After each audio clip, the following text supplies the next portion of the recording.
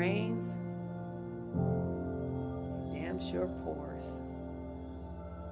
Less than a month after finding out my husband of 20 years had fathered a child outside of our marriage, I found out some devastating medical news, or a diagnosis. I was supposed to go in for a routine procedure that wouldn't have taken me but a few days to recover. But nothing went as planned.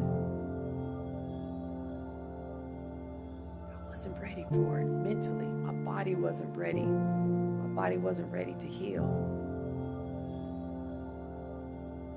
I was supposed to have some tissue removed from my breast. And just a week after the surgery and after the procedure, I went back in for an appointment, and the doctor said,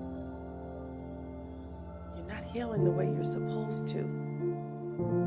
Your body's not recovering, and we're going to have to take you back in." You see, blood was building up where it wasn't supposed to, and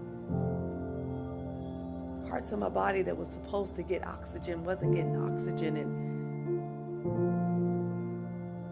I almost felt like I couldn't breathe. I was still healing from the other devastating news, and when the doctor said, "We'll take you back in and you'll be okay," I believed her. So I went in for my second surgery. And although it was painful, I was looking forward to being whole again, to feeling good again.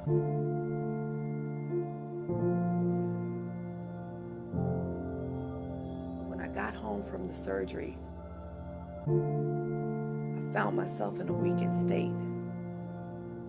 And just days after being home,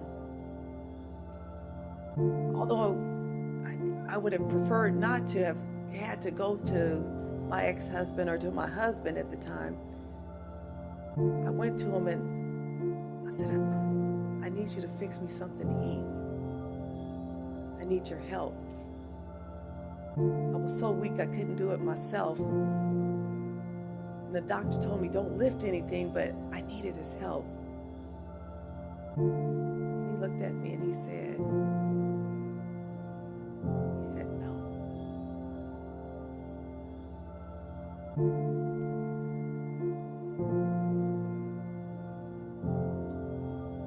For the first time in 20 years, I felt alone.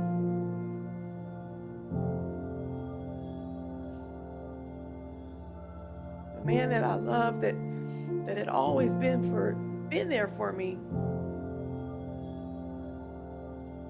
couldn't be there for me when I needed him the most, or I thought I needed him the most.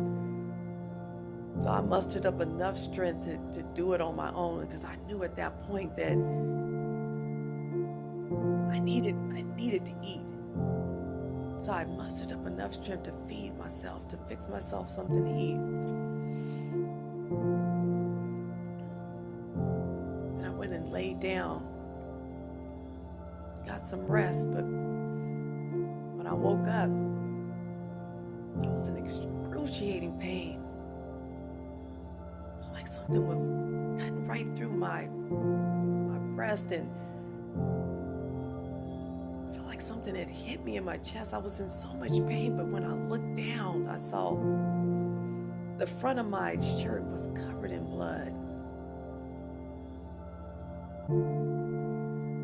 I wanted to call out to him to come help me or to come take a look, but instead I just picked up the phone and called the doctor. And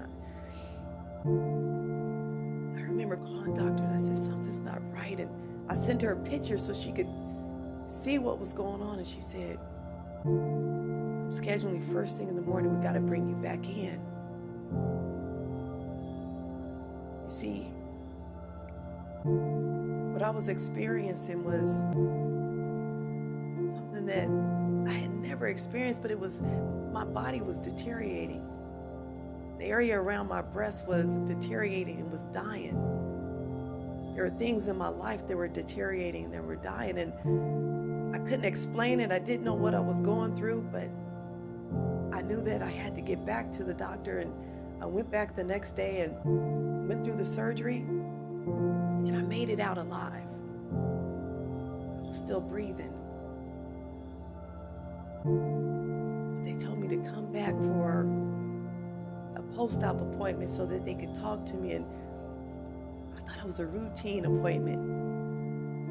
I thought it was another checkup.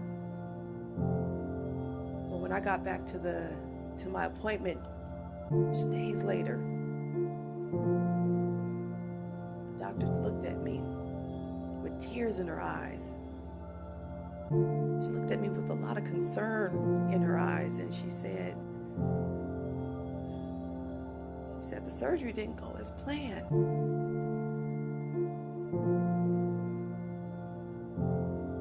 She said it didn't go as planned, and at that moment I wasn't quite scared. I didn't quite understand, but she looked at me and said, we had to remove your left breast. You know, as a woman, there's something about our breast that makes us feel like a woman, that it makes us feel sexy. It sets us apart from the male counterparts.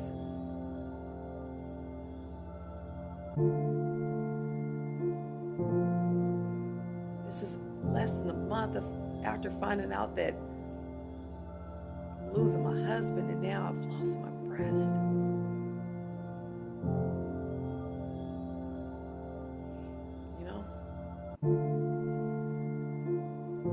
Sometimes life just ain't fair.